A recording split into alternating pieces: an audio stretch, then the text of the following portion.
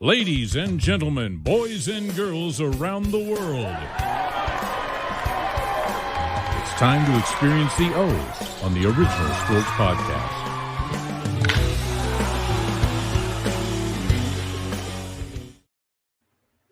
I'm so glad that we aren't sharing our conversation prior to coming on the show.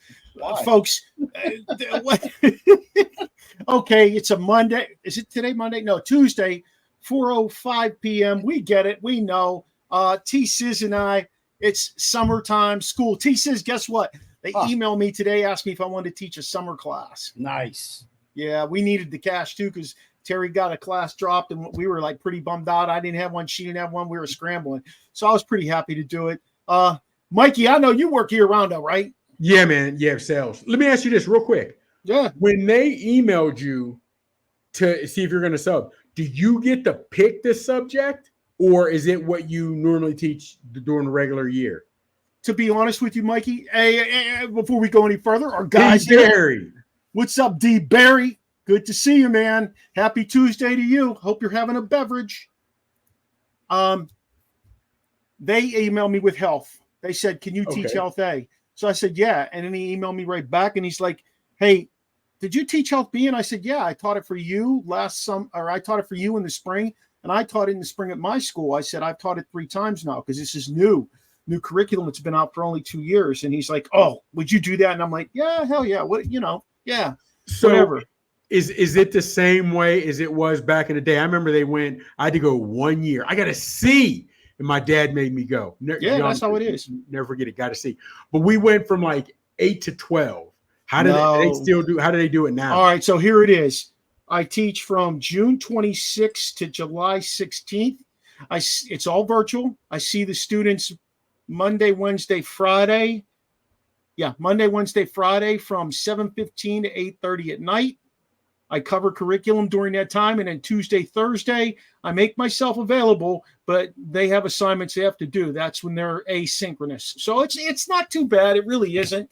Okay. I like teaching. I like the curriculum to the point where I know what I'm doing since I do it so much. And, it's a lot of it is just bullshit with the kids. And I tell a lot of stories about things that I teach, from growing up, like, when people used alcohol, people with mental health, when you talk about suicide, like it's good to make that kind of connection with the kids. They appreciate that. I don't get in too deep when we do the family life unit. I just kind of. I taught family life or something like that in 5th grade. They told me one rule: don't start drawing pictures. You start drawing pictures, it's over. That's when we had projectors and overhead screens and stuff. You start drawing pictures. I can't believe they told you that. That surprises me. Someone misconstrued my drawings. What are you saying? Hey, Vincent drew a picture like that to share and he brought it home. He said, hey, he started telling us what it was. I forget what rocket, something. And that rocket looked like it had the afterburners fully charged and everything. It was crazy. He was like, ready. Yeah. Ready. He's at that age where, he's at that age. You get it. Yeah. Yeah. Hey, fellas, while Juneteenth's significance primarily lies in its historical and cultural context, some prominent Black athletes have contributed to its recognition and celebration through advocating in the communities and community engagement. We're going to look at the top Black athletes throughout time. We're gonna who've been advocating for this for years. We're going to look at today's, and we're going to look at past athletes. And why Juneteenth plays such an important role from such a variety of angles, I thought it was really important that we kind of jump into this and talk a little bit about it for, just to kind of educate people. I saw your clip chops, and you're right. The more education you have about things, the better off you're going to be. Oh, absolutely. Absolutely. Now, a lot of people don't even realize what Juneteenth is. And basically, in layman's terms, what it is how the slaves in 1865 realized 2 years after basically they were freed in Galveston, Texas, they didn't know this. So they were still slaves for 2 years after Lincoln had freedom. So the word took 2 years to get to Galveston, Texas, for them to truly be freed, which is, it's crazy. You know what I mean? But yeah, it's Texas. Texas is wild still to this day, where some states are trying to do away with the death penalty, where they say Texas is putting in the speed line. Oh, you get too many crimes or some crazy crimes in Texas, they'll do you different. So that in layman's terms, just real quick, that's all Juneteenth is. It's just the true realizing that all the slaves were freed when the last ones knew about it. Now, the mindset doesn't change. You know what I mean? It took a while for that to change, but you know what I mean? So, but that's when it was officially on paper they were free. Proclamation of Emancipation, right? That's what it originally was. Am I right? Well, yeah, but 63, and then like Chop said, 2 years later, that's when. So, what I understand, Lincoln just made this proclamation. Hey, everybody should be free. We can't have house divided, right? He said everyone should be free, but he did not make it a rule until like 2 years later. It did not become a rule. No, everybody in 63, they pretty much adapted it. You're right. Not everybody, but but Juneteenth itself is everybody else had accepted it. Everybody else accepted it. They're free. Galveston, Texas in 1865 was the last place to say, all right, go ahead, you're free, forget about it, whatever happened. Yeah, because, they didn't have podcasts back then, and it took quite a while to get all the way down to Texas, and that was not until 65. Yeah. How the hell could word travel so slowly? Yeah, and the crazy part about it, when you do your history, for a few years, not all, but a few years after that, that is when Black America was doing pretty well, for lack of a better term, because at the time, whether it was blacksmith, laborers, they had all been people of color. They had all been Black people. So now when you still needed that done, Black people were the ones to do it. So they were still able to do that. Now it was a problem getting businesses, getting brick and mortars, hypothetically, whatever have you. But for a while there, they still had a craft where they were doing well. Now, Chops, you said about 100, decades, hundreds of years later, I took a class with some dude from VMI, like some, PD classes and whatnot at Washington Trinity University in downtown DC.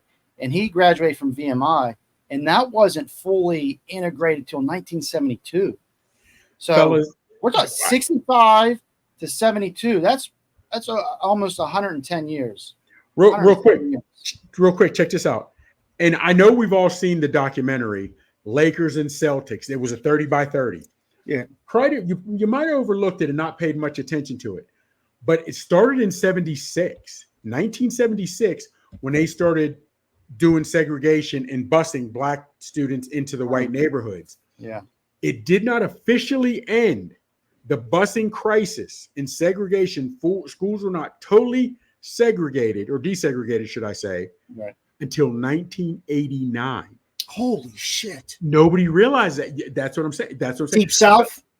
No, Boston. In Boston. What? Yes. If you look back, you can do your own research. Your boy, the center, I'm looking right at him for the Celtics, who not Mikal? Bill Russell. Russell, when his number was retired, it was a private ceremony, only his teammates and his family. He did not want any fans there because he was abused. He had his home broken into quite a few times. They defecated in his living room. He was still spray painted the N-word. It was terrible for him in Boston, and he was winning championships. It was rough, man. So I'm glad, but you know what it is. Hypothetically, right now, we love our Steelers. There's nothing, even if they change the rule about the Steelers, it's not going to. You can take away every Super Bowl win from us. Hypothetically, I'm just saying this as an example. We're not going to stop thinking our Steelers are great. And that's the same mindset. They changed the rules on paper, but you can't, people's mindsets were what they were. And I think that's what our issue is, regardless of race, religion, sexual preference. That's it. Nobody wants to listen to anybody anymore. Remember when there used to be a saying, we agree to disagree? I always say that. Nobody. Then Mark, you're the only one. Nobody says that anymore. Now it's, I don't like what you say. Screw you. I'll cancel you. That's not what this was about. How about when Kareem was in college They didn't let him dunk because he was going to dominate, and they didn't want the black guy dominating the shit out of the sport. And so they said, "You can't dunk." Yep, they tried to take the dunk away from him. Yeah, that's crazy. So, but going back to Russell, 11 rings in 13 years. I don't think I've ever seen a dynasty like that. That's incredible. Yeah, and it's crazy. And if you guys watch that, and they put it on, Ice Cube narrates the Lakers side. The guy who was the Donnie Wahlberg. He narrates the Boston side, and he says it basically, and he says it flat out. The Celtics were doing well in the late 60s, early 70s, but they winning championships more than the Bruins, but they weren't filling out arenas. And when they did a survey in Boston, why? The fans flat out said, too many black people. And when Havlicek and other guys, and this is documented proof, it's out there. See, and I hate to say you, when I say you guys, I'm literally talking to Mark and T Sizzle. Yeah. You guys can't fathom it because that's not how you grew up. That's not how you were raised. That's not how you were taught. Man. You know what I mean? Yeah. So it was, so it's hard for you to fathom, but it's like, I don't get it, man. Let's get into the show because to me, I just don't get that. Even to be honestly, somebody's religion, you're fighting over religion. I don't get it. If it doesn't affect my household, I don't care what you do. That's a mentality, though, my friend. That's a mentality, and it's based on, we are into the show because this is what we wanted to talk about. It's a mentality that starts at home. I'm sorry, that's where it starts. I mean, technically, I grew up in a Black Italian neighborhood. Yeah. Okay, that was my neighborhood. There's no ifs, ands, or buts about it. I was always at the courts. I was always at his house when he was a kid because his mom is my sister. Yeah. And I hung out on 18th Street, and I hung out with, there was no. I didn't grow up seeing a separation because of color. I saw a separation because some people were assholes, some people were dicks, and some people were just really cool, and it didn't matter. You know, that you get that from every race. And that's where we lost complete sight of it. We have. I mean, it was very unique where we were. It was unique because, I don't know. And it was because he would have come to the surface. I think, I don't know, back then we would have had maybe these conversations sooner. But I felt like, we hung out at the court. We were just at the pool. You talk about the pool in an earlier episode, like we were always around each other. Even myself, I had a few episodes where I had to deal with it and whatever have you. But in my neighborhood, which like I grew up in an all-Italian neighborhood, only black family in an all-Italian neighborhood. Every dad, every last one of us, all the kids, didn't matter. We were that.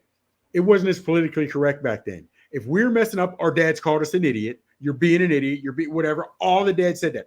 All the dads smacked their kids. If you get a smack, you got a smack. So we all got raised the same way. Every dad had a distinct and different whistle. And if you heard that whistle, it wasn't, I'll be there in a minute. You left right then. You left right then. That's so hilarious you say that because my dad used to call me to the house. As soon as I heard that, like you said, I was like a fucking Pavlov's dog. I was off and running. I'm getting there before he whoops my ass. Well, whoop my ass. That's hilarious because I'll do a little whistle. Max is on the sidelines. He'll look up. Megan's like, "What are you doing?" It's not like you can tell him what to do. I was like, "I'm just, He looks over and I'm like, "Come on, get it together." Yeah. It is, and it's weird because I have cousins who I know how you were raised. And you're raising your kids completely different. And I understand everything the way we were raised can't be done now. No. But the basis of respect for your classmates, respect for your teachers, respect for people of authority, respect for people in general. Yeah. Where is that nowadays? It comes from home. Real quick, true story.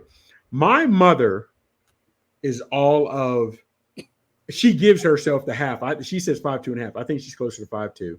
My mom weighs maybe 130, 135 on a heavy with clothes and shoes, all that on.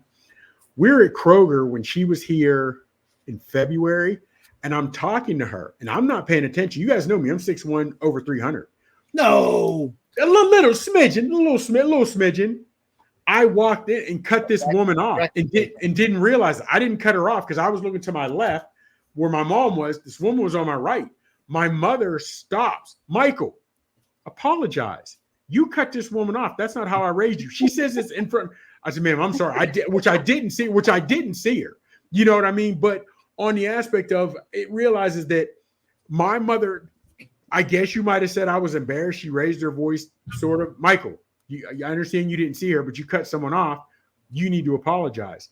And it wasn't, she didn't hesitate. She didn't blink. It wasn't, I don't care. You're a grown man. You're still my son. You still need to respect people. I don't see that as much anymore. I just don't. Well, like I said, it's hard because it went from that generation where you did something wrong at school.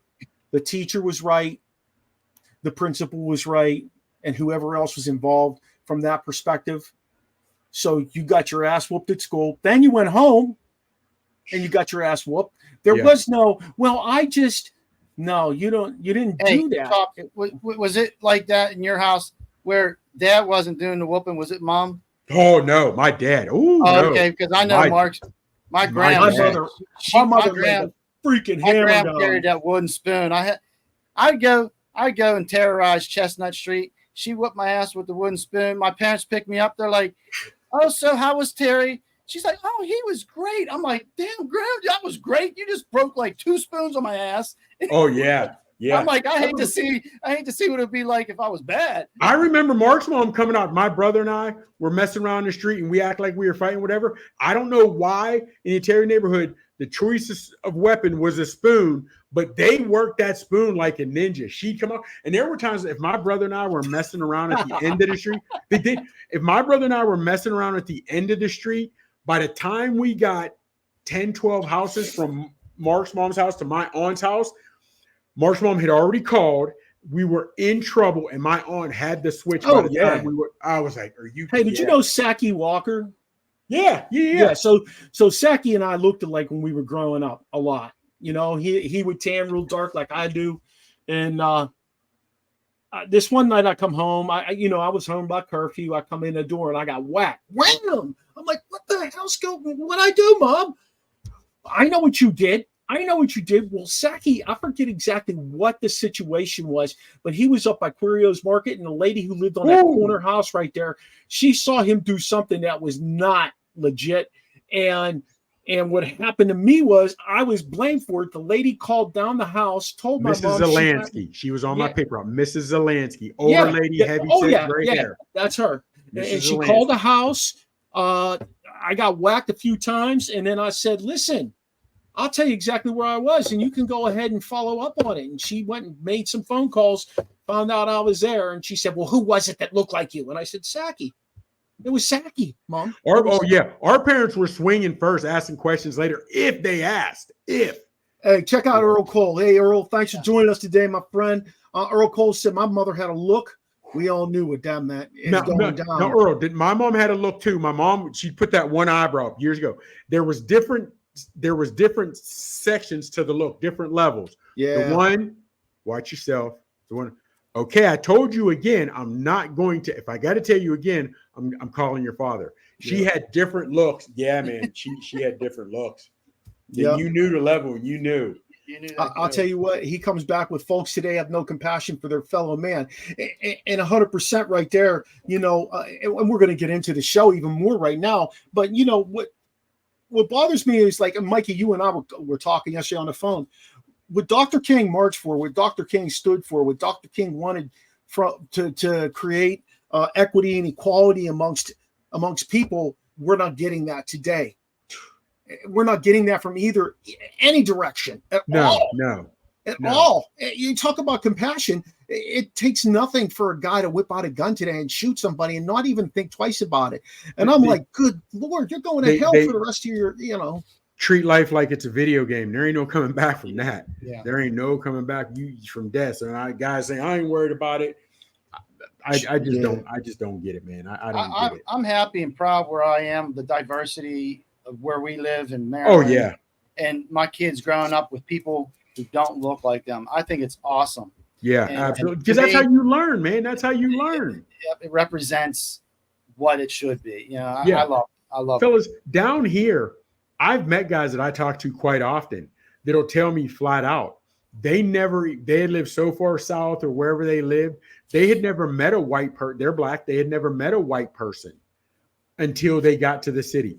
I had worked with 2 women that told me flat out, one was born and raised in Iowa, one was born and raised in Minnesota. They had never seen a black person until they got here. And they couldn't stop looking at them because they had never seen one in real life. And I'm like, wow, that is crazy. That's interesting. That's crazy to me. That's crazy. Hey, I will say this, though. When Terry and I first come down here, we got teaching jobs, same school and everything. They asked us in our interview, they said, how do you deal with diversity? And I asked the lady, what are you talking about? What do you mean diversity? Explain to me. And she's like, and I'm like, no, explain to me what you're saying. What are you trying to convey here? And she said, well, we have a lot of black students. What was an all black school? Basically, except for maybe like 5 white kids. I said, what are you asking me? I said, I grew up in an Italian black neighborhood. They're people to me. That was it. I said, they're people to me. There was no, Yeah. And my parents who were older, my parents who were older, because they raised me like that. People are people. Yeah. People are people. Absolutely. Absolutely. So get into the show. Hey, get into the show a little bit. Check it out. I have some current guys, some current people, I should say, advocates. And we're going to do this like this. We're going to go with number 5. We're going to talk about Russell Westbrook. He was the number 5 guy on this list that I have put together here. And with Russ, basically, it says the NBA player executive produced a documentary called Tulsa Burning, the 1921 Race Massacre, which, while focusing on the Tulsa Race Massacre, also tied into the larger narrative of Black history and importance of recognizing events like Juneteenth. I mean, there are a lot of people, my friend, that have no idea that Russ made this or that this even happened. Hey, really here's my guy I used to teach my man right here, Nathan Lewis, great guy here. Where do our moral and human characteristics first develop? If our children are segregated, then we are manufacturing the way our society looks and acts like. 100%. You know what? And the crazy part, Nathan, is Nathan says that the way they're characterized and how they. If you literally take the grandson, a 4-year-old grandson of the Grand Wizard, right, from the KKK, you take a 4-year-old grandson of a Black Panther, whatever you have, they will play together all day because they have no idea they're supposed to hate. They have that's what I don't get. Why parents teach hate. You know what I mean? You're taught that because as long as you're willing to. Now they realize his skin is darker than mine, just like a boy will realize he's different from a girl. They have, growing up, why she have this? I don't. But they don't hate at that age. You know what I mean? And it's crazy why parents would teach that. Yeah, I was going to say it's definitely a learned behavior. Yeah. And we're not segregating right now, like schools, like we just talked about. We're segregating ideals and philosophies and mentalities that's keeping people away from. Just because someone looks like or looks different, talks different, dresses different, worships differently, there you go, then we can't be associated with, and that's BS because they're, like we all said, like you just said, Barbara, we're people. We're put here, to me, to serve and to help one another. And that's just messed up. Yep.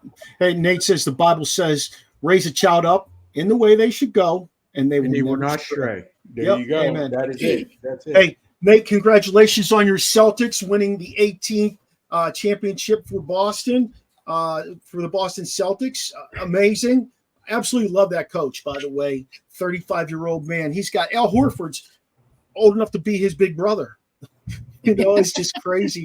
I mean, it's just crazy that worked out like that. But yeah. And so what do you think about Russ, man? Russ really made a statement with this. Chops and I talked about Russ. Well, here's the thing, Mark. The fact that he made it, yes, but you really missed, not you as in you, but Mark to me missed the chance, or Russ missed the chance to further divulge into it, to get more of your NBA brother and more of whomever to put more money into it? Can it get onto a big screen? Because if more people knew, hell, forget about African American history. If more people knew American history and what was going on, we'd look at each other different. You'd have to. So I think he missed the mark on. I hate to say missed the mark, but he missed a great opportunity to further indulge in what's going on. Like right here where I live. I live close to a place called Lake Lanier, and they call it Lake Lanier so they don't call it Oscarville, because the history of Oscarville was a black town where white landowners said, you know what, we don't want you black people to have this town anymore. They killed the ones that didn't leave and they flooded the town. Lake Lanier has more drowning deaths than any other lake, especially in Georgia, as well, a lot in the United States. A lot of people will tell you Lake Lanier is haunted. People have survived some of the drownings, and everyone says it feels like someone was pulling on me. And they do call it a haunted lake. You can look up Oscarville, whatever have you. But that to me is where, if we just had an opportunity, and let's say for sake of argument, he blew this picture up more and got into it and delve into it, whatever happened and how it's all started by the young man was accused of raping a young white woman, whatever have you, and how the police told him, you'll be fine, but he ended up being hung, so on and so forth. If people realized that what was going on, say that the movie had blown up, say they made it shown it to 1,000 more people would have seen it. Maybe at 1,999 would have been like, that's bullshit. That didn't happen.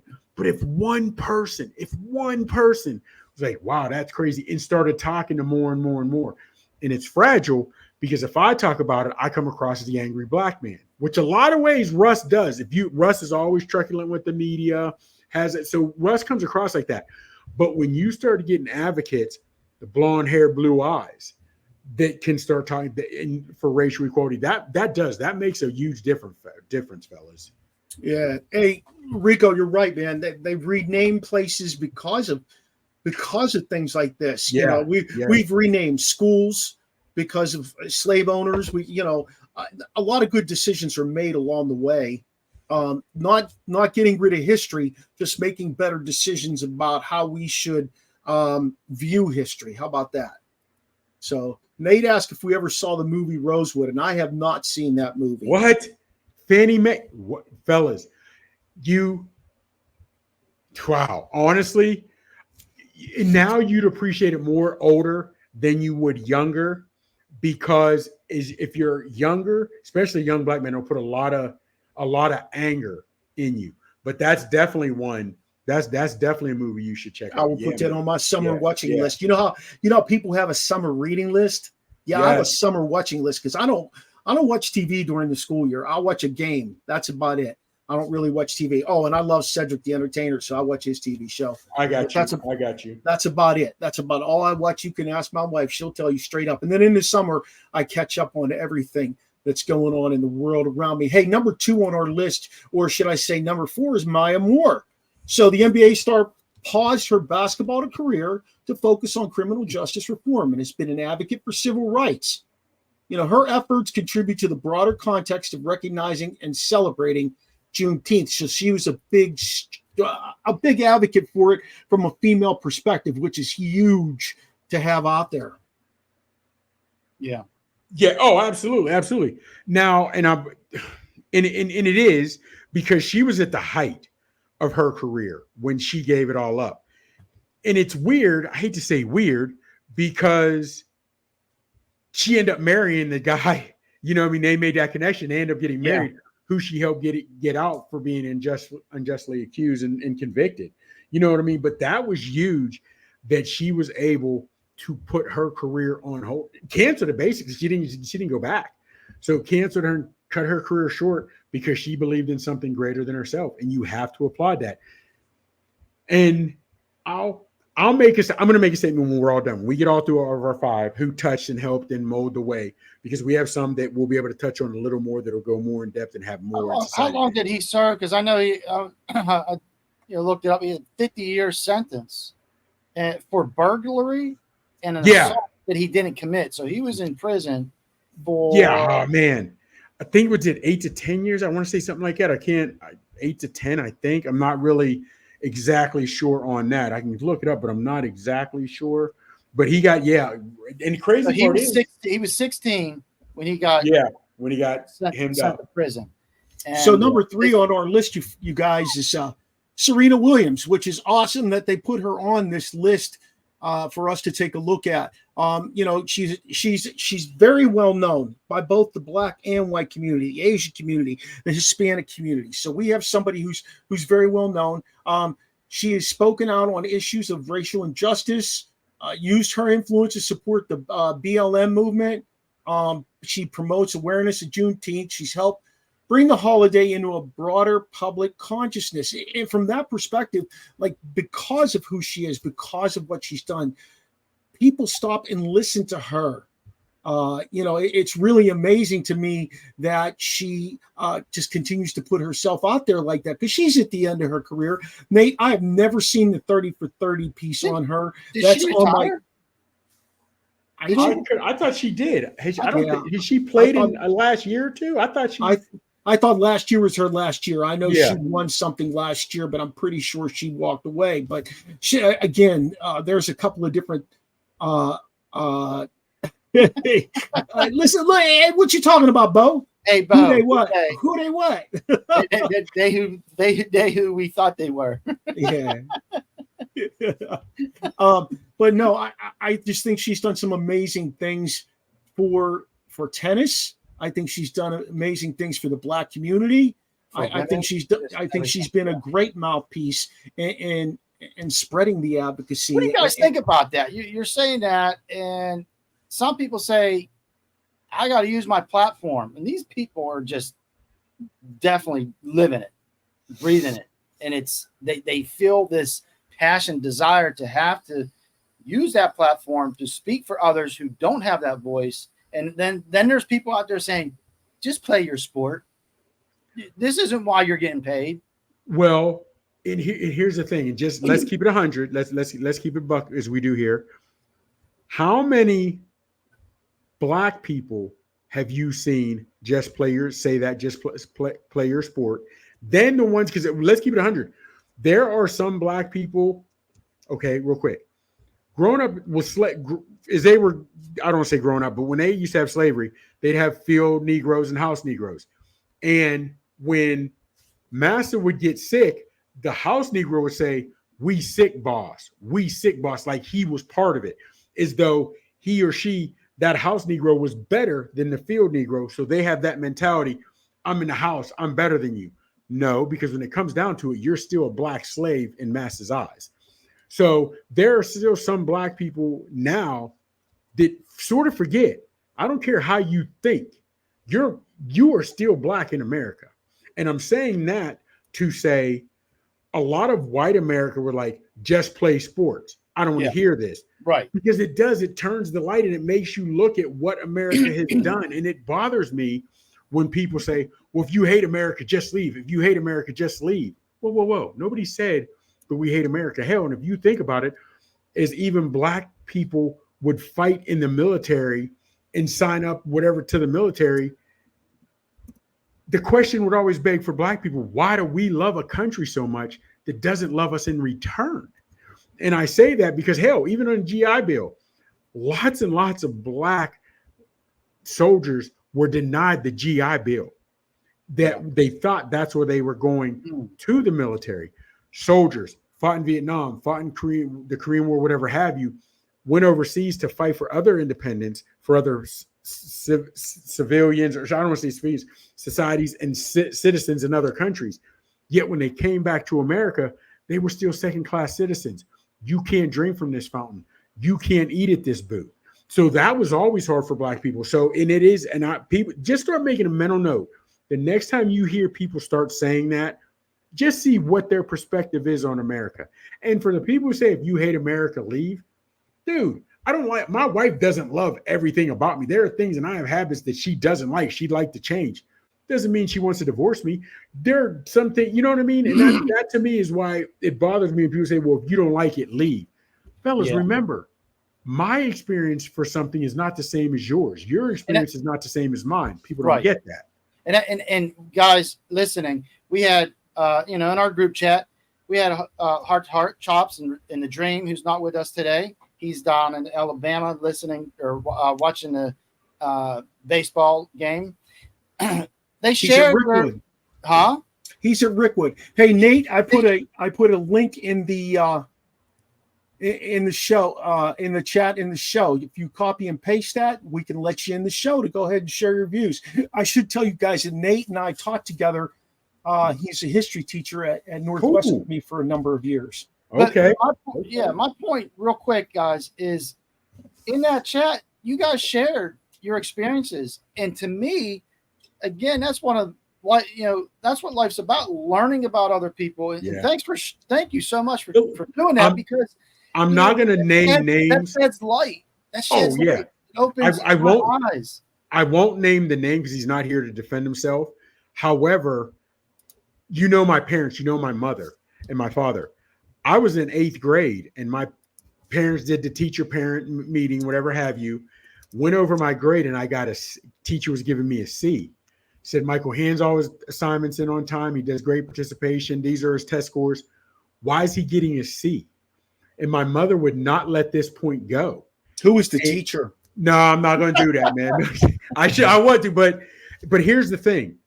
And it got to the point where they sought legal counsel. They were going to sue because it come down to basically this teacher didn't believe a black student was better than a C grade. And they had documented proof that I was turning in homework. I was doing participation. It wasn't, I was slacking. It was never, I was slacking. So, and that's things that I experienced, it wasn't often, but I experienced that, and I experienced some other things, but these are the conversations we need to have in order to move forward, but nobody wants to have them. And I understand. My thing is this: if I talk to a white person about what's happened in history, I don't look at them sideways. You didn't do it to me. It's what we're dealing with as a society, but we can change it. That's where the people that don't even want to talk about what used to happen, let's not forget about what happened. Real quick, also, one other thing that bothers black people. If we want to talk about reparations, slavery, white people always say, I didn't have slaves. I didn't do it to you. I wasn't here. You didn't do this. Get over it, get over it, get over it. Because it didn't affect them. Racism doesn't affect them. Do you know what white people coined the phrase of 9/11? Never forget. Because it affected white people. So they tell you never forget.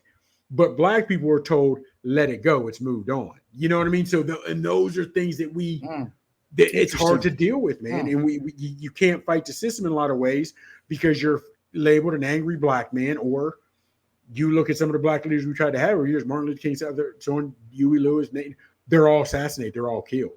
Mikey, you're just a big ass black man. You ain't an angry one. Yeah, that's what I get. That's what I get. Hey, he's a teddy bear, guys. Kenny Mays, this dude's pretty awesome. He and I jump on with him on Thursday nights now to do some hockey stuff. But by the way, his show's called Get the Puck Out of Here. Or Get the Puck Out. Yeah. Anyway, his phrase up there, also, you don't need to love everything about America to love the country. I agree. He's a vet, and I don't love everything about the country I serve. And think that's part of the problem, where somebody who can speak on it because he served and he's a vet, he can tell you earned that right to protest whatever. I don't have to agree with it, but you've earned that right. You get people who never served and are saying people doing this is disrespecting the flag, whatever have you, and they want to riot or they want to cancel people. But a veteran realizes, I don't have to agree with everything, but I fought for you to have that right. Where a person who sat on his couch the whole time, never did any boot camp or anything, wants to cancel everything. So it is what it is. Now, these last two, these are the ones I feel we need to get into. Yeah, number two. What do you think of number two? All right, number two. Number two is Braun. Okay. NBA star used his platform to raise awareness about Juneteenth and its importance. I do feel like he was instrumental in getting this pushed to the forefront. I'm going to be honest with you. Through his activism and initiatives like the More Than a Vote campaign, LeBron has highlighted the significance of the day and its relevance to ongoing struggles for racial justice. So I do feel like he was very, very instrumental in getting this pushed forward. So just getting it pushed forward was 3 years ago. Yeah. Right? Yeah. It just became. He's in his 20th year in the holiday. league, or just finished his 20th year. So it took him 17 years of being in the league to have a voice loud enough that somebody listened to him, which is absolutely insane if you ask me. And I understand he started the charter school and he's doing his thing. And I told you in our private chat, he's not in top 2 to me. He's not in the top 2 when we're talking black athletes who have actually put it on there, put it out on the line for racial equality. He's not in the top 2. But where Braun sort of lost me was when they sat, it was in the bubble, and they decided they weren't going to play the game. The NBA, they could have shut the NBA down. Owners would have had to listen. Everybody would have had to listen, and they caved after one game. And when I say caved, because they didn't keep it up. They didn't speak about whether you agree with Breonna Stewart or not, or Philando Castile, Tamir Wright, whether you agree with how that went down, George Floyd.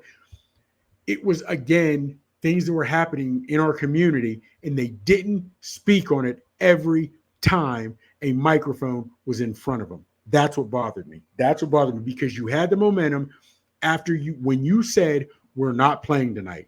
Well, you said not playing tonight. Okay, let's say, for sake of argument, whoever cooks in your house, whether it's you or your wife, if your wife says, I'm not cooking tonight, we're all going to bed hungry, you suffer for that night. But if you're going to eat the next day, is your behavior really going to change? They went right back to playing the next day. And fellas, you can say what you want. I don't know. Money talks. Yeah, exactly. But they had it. They had the power, and they didn't. I don't know, man. So I understand what he's trying to do, and I want to give him his props.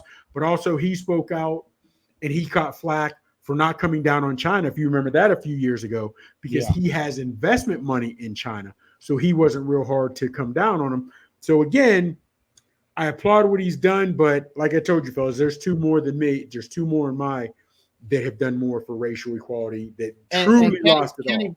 Yeah, Kenny here brings up the next guy that we want to talk about, Colin Kaepernick. Absolutely. He is number 2 on my list. Guys, if you want to get on the show and you've got something you want to add, you can reach us at originalsportspodcast@gmail.com. If you reach out to us, I'll send you a link and you can jump on the show.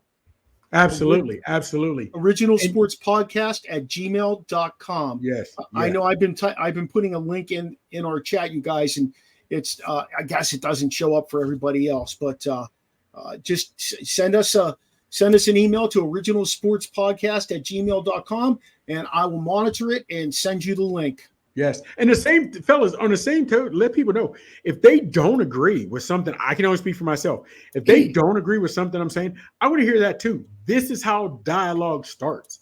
This is how people get to each other and we get to talk. You don't have to call names. You don't have to throw punches. You don't have to blow stuff up. We can agree to disagree, but at least I've heard you. You've heard me. That's how it is. But when you talk about Kaepernick, this was a man who was raised by a white family, but he still realized there were other people that looked like me that didn't get the privileges that I had. Nobody, and it bothered me because this entire thing that went down with Kaepernick was because they hated the method, they ignored the message. Yeah. Think about what I'm saying. They hated the method. But again, black people have been told if we riot, nobody's going to listen. We've had sit-ins. Nobody listened. We marched. Nobody listened. If you go through history, and now mind you, fellas, again, it's called equal rights or civil rights. Black people were fighting for equal rights as humans or civil rights. That they weren't asking for anything more. And when and it's weird because technically, fellas, in the Constitution, in the 13th Amendment, I'm still considered 3/5 a human. When you look at the 13th Amendment, it says in there black men are considered only 3/5 human. So that's something we still deal with as a country. But with Kaepernick, when they told him don't sit, And when I say they, it was Nate. It was a Marine. It was a Marine, Nate Boyer, who told him, "We kneel for a fallen soldier out of respect." And even when he said and stood behind a microphone and flat out told you why he knelt, where he got kneeling from, nobody listened. They ignored the method, and they wanted to ignore the message and only focused on the message. And that to me, it's crazy. It's definitely crazy. Whenever you see in every end zone, and you see in every end zone in the NFL, and racism, and he brought this to light. They shoved him out the door, blackballed him, lack of better term. Sorry. Yeah. And now they're trying to be the hero of it. But here's the thing. Here's the thing. Baldwin, he's a black activist. Steve Baldwin, look him up. James Baldwin. He started the phrase, "It's hard for me to believe what you say because I see what you do." Think about that. It's hard for me to believe what you say because I see what you do. And that is a prime example for the NFL. I hear what you're saying in putting end racism in the end zone, this, that, and whatever, but I'm seeing what you're doing is you still won't give that man a chance. And when the owner said he destroys our bottom dollar, bullshit. And I don't cuss on this much. Bullshit. And I'll tell you why. Because Nike signed him and they made money. He won awards, humanitarian awards that his family didn't vote on. The citizens of the United States voted on. Other demographics voted on it, and he still won. He was on the cover of Time. So don't tell me you lose money. That was something that was told us and we were to believe. But again, NFL, it's hard for me to believe what you say because I see what you do. You still never gave that man a shot. You can say as much as you want that we believe in him, and he was right, he was wrong, but you never gave him a shot. Never gave him. We're not getting into his physical capabilities. Couldn't he play? That's a whole different topic. But you never gave him a true shot to know, and that's why. Real quick, right. And when the NFL even set up his workout, they set up a workout on a Saturday when all teams travel for Sunday. No real scouts were going to go, and they wouldn't let any cameras in. Why? Because they could create the narrative that he had a terrible workout. So when nobody signed him, that's what it was. When he did it out in the open, everybody could see he could still play, and they still definitely hijacked it. Then I asked my cousin, Mark's nephew, who served in the military, about the whole situation. He's like, "That's his right." Yes, that's his right. He's like, "That's what we fight for." Sit, kneel, stand, hand on heart, hat off the head. That's your right. Yes. And we talk about that here also, forcing your agenda. You don't like it, you're canceled. And that's what happened to the poor guy. Yeah, absolutely. I wish they would have been able to I really wish they'd have been able to put this together in a much more refined way. I think it goes back to, again, before I finish, if you want to be on the show, email us at originalsportspodcast@gmail.com, and I'll send you the link to jump on and say your piece this evening. I want to go back to what Ashton said, you guys. Ashton was very upfront about what he said. I appreciate this too. Nobody wants to have real conversations anymore. It makes them feel uncomfortable. So we have to live in a world of ignorance. And we see that, Mikey, where we see that the most, and Terry and I see this the most, we see it in the classroom. Yeah. We see it when we go to school. Now, here's the biggest problem with it in the schools, okay? The biggest problem with it is they point out what they would like to see, what they want to see fixed, what they want to see, the fairness, the equality, all that stuff. But what they don't point out, and there's our boy, what they don't point out, Mikey, is they don't say, we're going to go about it like this. They don't tell us how they want to manifest a plan. They just tell us, this is the problem we have. They don't tell us, let's a lot of times, through. Yeah, and the school agenda, we're told what we have to believe in and what we have to and can and cannot say. So I'd imagine. And here's the problem. Ashton was political. But Ashton was right. It makes him uncomfortable. But that's the conversations you have to have. And you guys are parents. Okay, you guys are parents. At some point, You had the birds and the bees talk with your little one coming up. Hell, this shit made you uncomfortable, but you knew there was a better reason on the other side why you did it. Absolutely. And that to me, that's a problem we need to get past, worrying about other people's feelings. If it's just a level of, I would ask you this.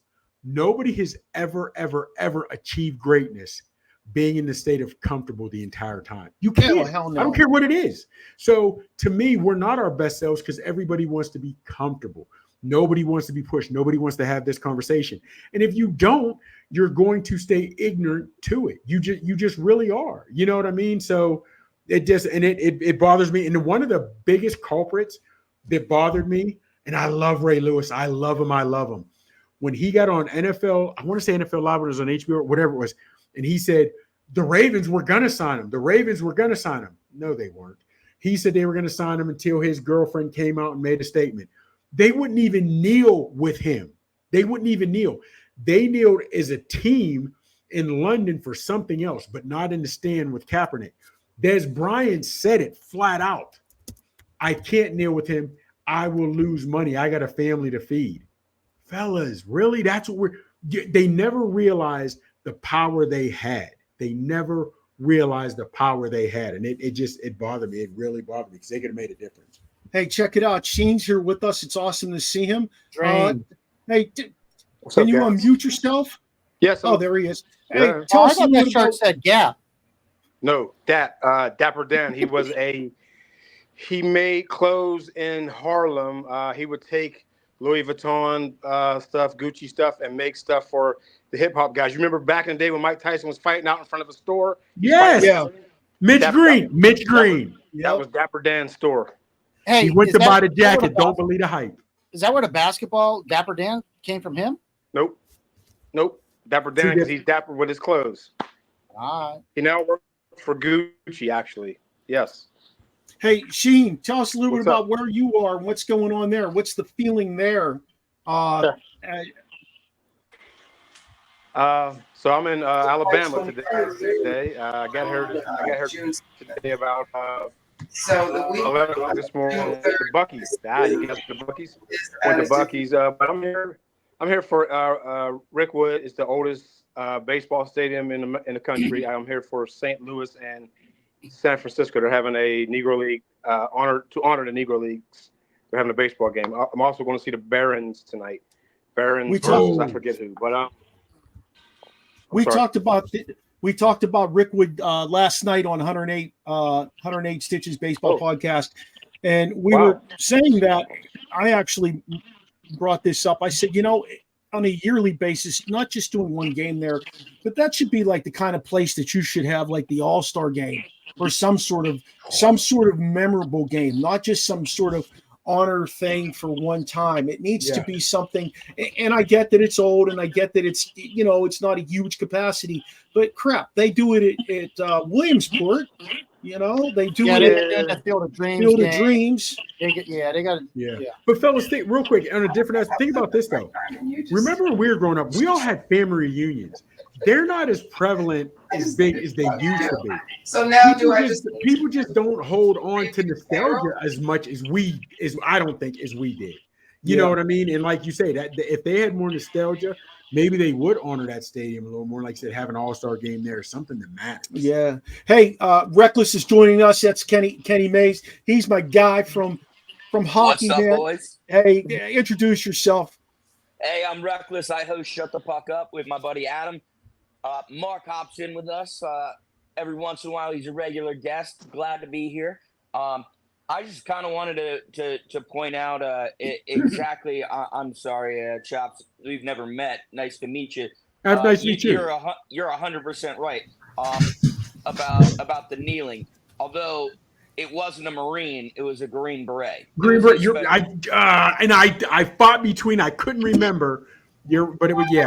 You're right. Green Beret. It was the at least in the veteran community there, it's pretty split. But at least in my opinion, I thought Kaepernick sitting on the bench for the national anthem was a lot more disrespectful than him taking his helmet and going to the sidelines and kneeling. That is the Green Beret, the reason that it came up is, or the idea came about, was the Green Beret got annoyed that he was sitting. I agree.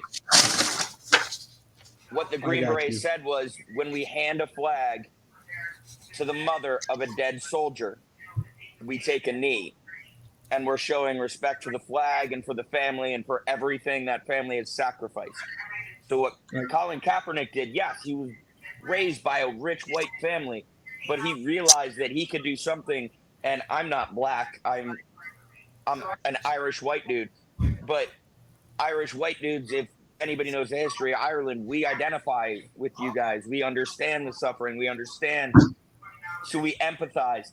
So what Kaepernick did, growing up in a rich white household, giving up his whole damn career to take a knee, is honestly, in my opinion, one of the bravest things I've ever seen in sports history. Oh, without question, as I feel the same way, without question. That's why I got him number 2. But because he risked it all, man. He didn't risk it all. He gave it all up. Yeah. Like, at the end of the day, yeah. And I don't think he knew that. I don't think he knew that was going to happen. No. I don't think he did, but I think he was willing to risk it. Yeah, he knew he could have stopped, and he didn't. He could have stopped, and he didn't. And at that point, again, may not know how far it was going to go, but he knew he was going to catch flag. Right. And back to your point, Chops, about Nike. Nike sold that black Kaepernick jersey, was the highest selling jersey for like 2.5 years. Yes. Yeah. Maybe Cap doesn't have the true, NFL skills that he displayed year one. But the guy would be, I can name 25 quarterbacks that are worse than him that are on NFL rosters. Yeah. And the crazy part is, don't forget, he went to a Super Bowl and an NFC championship. In his last year in San Fran, the entire team was garbage. Blaine Gabbert, whatever. But I just think my guy got done wrong. But it's the world we live in. I agree with you. I think he got screwed. I think he got completely screwed. I think the NFL blacklisted him just because they wanted to make the point that the white owners know better than the black players. Absolutely. Hey, our boy Coach Lou has something to say. Go ahead, unmute yourself and speak, man. You guys, it's really good to be with you. Mark, how are you? I hope you're well. Rasheen, good to see you, brother. I hope all is well with you and your family. We worship together, so we know where we stand. But you guys have covered a lot of ground, and in your covering ground, I got so many points I'd like to make, but I'm going to make 2. Going back to 1960s, in the 1964-65, the greatest black athletes at that time got together. Muhammad Ali. Cleveland Summit. And they used that platform to bring issues that would otherwise be ignored by the mainstream America. We all know that. But if you don't have a platform, or if you don't take charge of where you are in your life, where will you be? And most of them, they grew up in families that a Bible was at the center of their existence. Had to be. From that came all of the character that in segregation we needed to get through. My father always told us, and I know a lot of black families told their boys and their girls, as we faced segregation, as we faced the animosity, the discrimination, and racism, you've got to learn to smile in their face and pick their pockets at the same time. So, what's the brother's name? If I say his name, W.E.B. Du Bois wrote a book entitled, I'm just so hyped to be with you all. But the book was talked about black people living behind the veil, coming out from behind the veil. And then coming out, in other words, we go to work, we go to anywhere we go, organizations where there were white folks, and we'd have to restrain ourselves. Without question. We'd have to hold back who we were. But that he claimed that to be behind the veil. In America, black people have been behind the veil since we've been here, and we're still there today. The only way that we can come from behind the veil is if we trust our environments, and our environment is not very we can't trust our environments because it's been thrust in our face so many different times, pushed down, pressed, kicked to the side, walked on, just for having an idea. One of the things that troubles me is when, and I'm glad a lot of these younger athletes are now using their platform, is there was a time period when we didn't use the platform. And when you talk about Colin Kaepernick, my brother, I don't have my glasses on. Does that say reckless? It does say reckless. I don't understand the military piece, but I appreciate it. But I'll tell you this.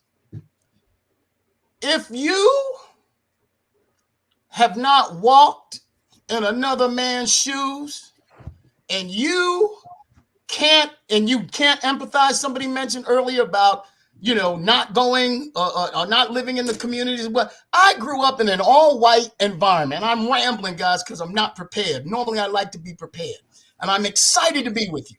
I grew up in an all-white environment in Boston, Massachusetts. My father raised 17 children, okay, and took on 5 more as a welder in the Watertown Arsenal after coming home from the Korean conflict. We couldn't get the houses. You all mentioned this earlier. We couldn't get a house in the suburbs of Boston. He couldn't use the GI Bill when they were putting forth all of the new appliances and what have you. Where did we go? We couldn't even go over to Charlestown or South Boston without having a confrontation just to get roach spray to kill the roaches in our house. I'm just telling you this because if America can just open its eyes and just put ourselves in other people's places, guess what? We'd be a different country. But capitalism and all this other stuff brings us to this point where we got to get ours. But what about the people who have been held and oppressed from getting theirs? I mean, if y'all don't know that, it's crazy. And I'm gonna say this, and I know I'm taking up too much time. I apologize, but we got a guy who's running for president who's echoing the same sentiments that we're seeing in Germany, Eastern Europe right now, from some very right-wing conservative people who don't want anything that's non-white, that's non-conservative to survive. So our institutions, in particular our schools, are suffering in various parts of this country, maybe not in Maryland, from these conservatives taking over and not allowing our children to know their history and to know who they are, where they came from, because why? The legislators are cutting it out. You all know the drill. But it just pisses me off to no end when I see that people aren't seeing the truth for the truth. Black people don't hate America. We hate America's policies. I love this country. I love my freedom. Most black people will tell you they love their freedom. But when you get oppressed, look, Mark and I worked for a lady who I was coaching somewhere at a private school, and we getting ready to go to Middle America to play in a tournament. I went to the woman and I said, white woman, and I said, look, I'm going to this because I'm a coach over here, da-da-da-da-da. You know what she said? I don't know what you're used to, but there's a new sheriff in town. You need to get together, and I don't know. I'll have to let you know whether I'm going to let you go. Well, guess what? You ain't dealing with no fool, lady. Guess what? I go to the tournament. Why? I use my leave days and my sick days to go. I'm a grown-ass man. How you going to tell me what I can't do? And other work I do around here? Guess what? And that's That's the what is the word I'm looking for? That is the tenacity, and that is the veracity, that is the intelligence, that is all of that stuff that we got to bring to the fore, no matter who we work for. Because if we just say, yes, boss, we might as well be back in 1865. Yes, boss. No. It's all about self-respect and putting your best foot forward. I coined a phrase that I believe number 45 or number 44 rather coined. I will, and I can, and I will. I was saying that when I was coaching private basketball in the 90s, telling kids that they will, if you can and you will. If we don't start telling people, our children, that they can, I don't care whether you're red, white, blue, green, or brown. We need to echo that sentiment to our children. And if we're not doing it, guess what? If we went to war today, how many of our 17 to 25s would step up and go fight for the nation? That's a huge question. Isn't it reckless? The numbers are down, aren't they, reckless? It'd be zero. Come on, man. Zero. So this is not just a black issue. This is an American issue. This is an American issue. And coaches, did you see what Joe Mazzulla had on his shirt? Huh? First, I thank God. You got to have some level of character. They tried to bait him, though, Nate. Huh? They tried to bait him. No doubt about it. No doubt about it. But see, that's the person. And he said, no. What he said about the Christians. He said, man, and look, bottom line is he's got his faith and he stood his ground. 100%. I like when they asked him, did you meet the royal family when you were in London? He goes, who? Jesus, Mary, and Joseph? That's Mama. That's right. Amen. How can I argue with a guy like that? He's using his platform. He's a kid, Nate. He's 35 years old to me. He's a kid to me. But Coach, yes. Coach, my son is older than him. I got a story for you that's going to make your blood boil, but it's also going to warm your heart. So Easton, I live in Easton, Pennsylvania. We are a wrestling town. The wrestling team here has won countless state championships, has produced national title winners at the NCAA level. A booster who was a parent of a kid who missed weight grabbed our old wrestling coach by the throat and called him the N-word. That led to the school board firing the coach, me running for a school board because of it, and the entire wrestling team refusing to wrestle unless the coach was reinstated. And that booster, who happened to be a parent of a wrestler, or a grandparent rather, was banned from being at any other Easton wrestling matches. You want to talk about using your platform? These kids decided to stand their ground and use their platform against racism, and that gives me hope for the future. In all honesty, I'm seeing parts of our country that are really ugly. I've been across the globe, seen really ugly things across the globe. But what's happening in the United States right now is nothing else than a man trying to garner support for a genocide. I'm on your side, man. I'll fight right behind you. And I know a lot of veterans who will too. All enemies, foreign and domestic, is an oath we all took.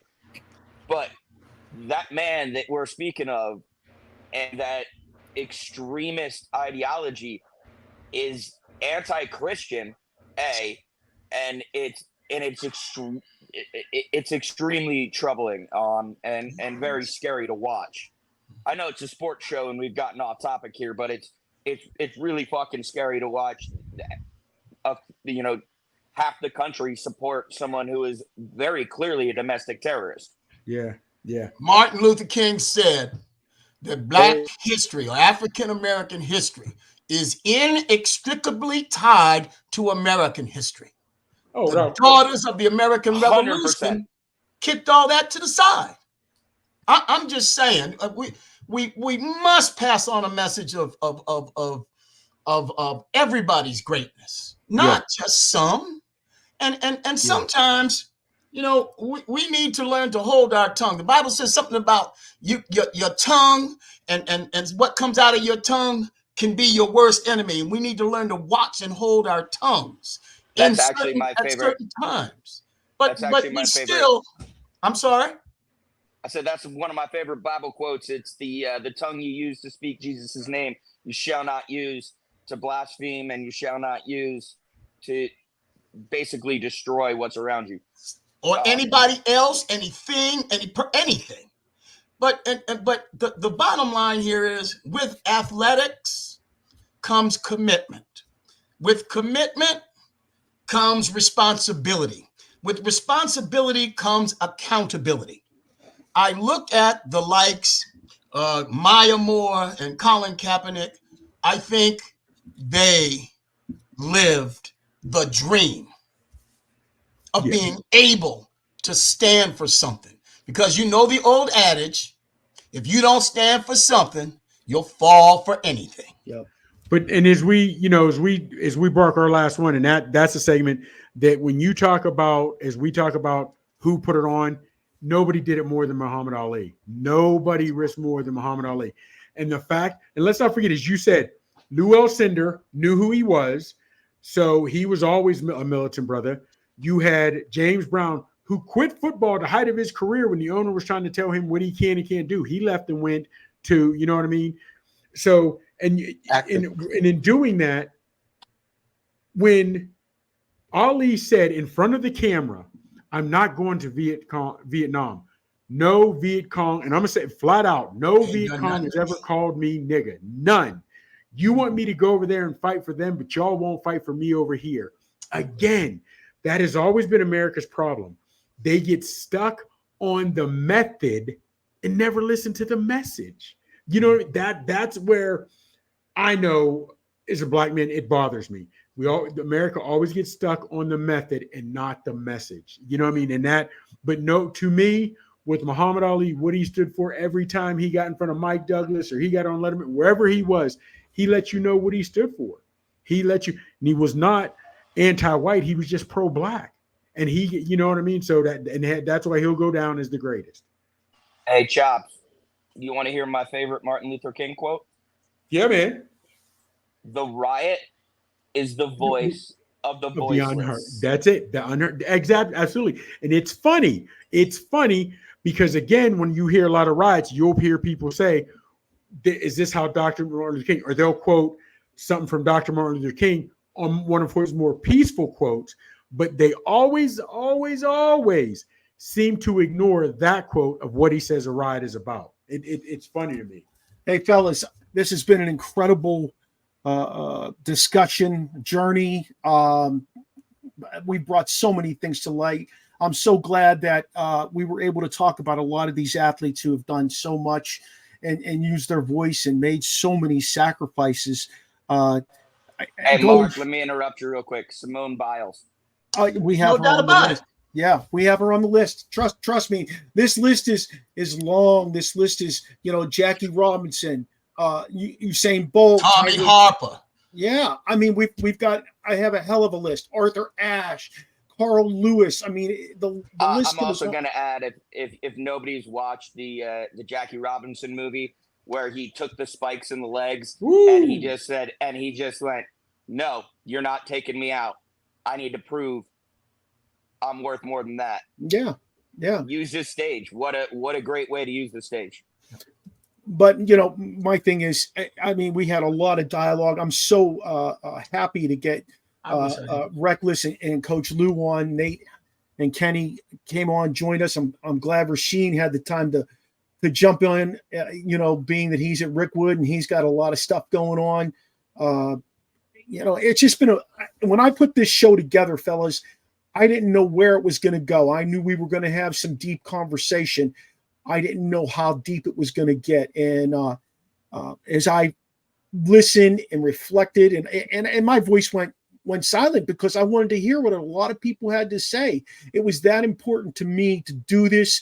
And it was that important to me to hear what others' perspectives and facts and visions are, that I just at the end of the day, it just was a great show to me. So, fellas, this is how we get better. This is how we get better as a country, as a nation. You have to. Hey, Ashton said it. We live in ignorance today. We're afraid to say anything. We don't want to have those conversations. We don't. And like I said, and Nate can attest to this, and Terry can attest to this as a teacher. We sit down and we talk about how we're going to help the kids who are minorities every year. We talk about the same damn thing, but we don't come up with a plan to help these kids. They expect us to do this, but it's not. It takes a village. I'm not a big Hillary Clinton fan, but I read that book, and I will say it takes a village to make this change. And if we don't come together as a village, there will never, ever be change. Correct. Discourse needs to not die in this country. Yep. So, hey, thanks again, guys, for joining us today. I'm going to let you, T-Sizz and Mike, go ahead and share how we can reach you. I'll let Reckless go ahead and share how we can reach him on his Shut the Puck Up show. I'm on Instagram and the X at 1T Youngie. I'm on Instagram as and please, I apologize for the language here, but it's a line from one of my favorite TV shows. I am on Instagram at Captain Fuckpants. You can find me on Facebook at Kenny Mays, kennymays@gmail.com. Feel free to email me. Peak One Sports is where we host Shut the Puck Up. So give us a follow there. Give us a like. We'll be on Thursday at 9. And Mark, I'm an extended invitation about halfway through. If you want to hop on and break down some cool hockey news. Yeah, that'll be great, man. I appreciate it. I'll be looking for the email. Game 5 tonight. Yeah. Well, you guys know me on the gram, Big Chops 79, on the X, the Real Big Chops, on Facebook, my government name, Michael Gregory Mills. You look, even if you don't agree with me, reach out to me. I love debate and I love a good verbal joust. I want to hear what you got to say. You can hear what I got to say, and either we agree to agree, we agree to disagree, but at least we can give each other something to think about. So reach out to me. I love the conversation, the interaction. Sheen, go ahead and throw yourself out there. Hey, I'm Rasheen Hill everywhere. Today, Literally. Today I'm in Alabama. Tomorrow, I don't know where I'll be, but today this is where I am. But yes, Rasheen Hill everywhere. Facebook, Instagram, LinkedIn, TikTok, all that. Nate, how can we stay in touch with you and your views? I'm on X, Nathan Lewis. I'm on Facebook, Nathan Lewis. My logo is a black lion. And I'm going to come back, Mark, and I want to make sure that I know how to get to this. I'm not familiar with all this technology, but I want to get you to talk about how much money these young people are getting paid at these universities. And what that does to sports, period. The NIL money, huh? My son is the athletic director at George Mason. And I'm getting fresh news about how this is impacting colleges and athletics across the country. This NIL, name, image, and likeness, and what it's doing, and how the NCAA is just running by the seat of its pants, man, and they don't know what the hell's coming next. And I'm like, set no ground rules. We'll as a former college hockey player, I would love to have some of that NIL money. Hey, look, man, they used to have my son's picture. We go to fly to a game, we get on the plane, and here it is. He's advertising and got Rydell all around his name, and he ain't getting a nickel. Nope. PlayStation Sports, they had him with the Georgia Tech team being a shooter. Guess what? He ain't getting a nickel. So South Park covered it best. What did they say? Just saying, Cartman pretended to be a slave owner and talking about how crack baby basketball and how the NCAA treats the players like slaves. With NIL, it's a new frontier, but quite frankly, yeah, like players were treated like chattel. Say it, chattel. Yep. Exactly. They're treated like slaves. Nate, we'll have you and your boy back on at some point in the not so distant future. I'll be in touch with you now that I have your email. Again, thanks a lot, fellas. Let me go ahead and wrap the show up. Hey, connect with us here on the Original Sports Podcast with Mark Maradei and the Barbershop crew. You can check out our webpage, podpage.com, Original Sports Podcast with Mark Maradei. You can like our Facebook page, join our conversation on Twitter, and reach out to us on Snapchat. All those are OSP with MM. You can also follow us on Instagram. You can watch our TikToks, and obviously you can watch us on YouTube. If you have not done so yet, please subscribe to us. Hit that red button. We're trying to grow the show. We've been 5 years at this, and we're still trying to grow. I'd like to give a shout out to our networks, Let's Talk Sports Network, SidelineSports.net, and Elite Sports and Entertainment Network, as well as the newest and most adventuresome one that I think we've jumped on here out of the Dallas-Fort Worth area, which is Peak One Sports, and also Manning Media. We're on with them. Hey, you can catch this same show tonight on Roku, on ESEN from 9 to 10. Feel free to let us know if you have any comments, questions, suggestions by emailing us at originalsportspodcast@gmail.com. A shout out to Steve Medley for doing the voice intro. A shout out to Charlie Hodgson for writing our intro and outro music. Join us next week as we experience EO on the Original Sports Podcast.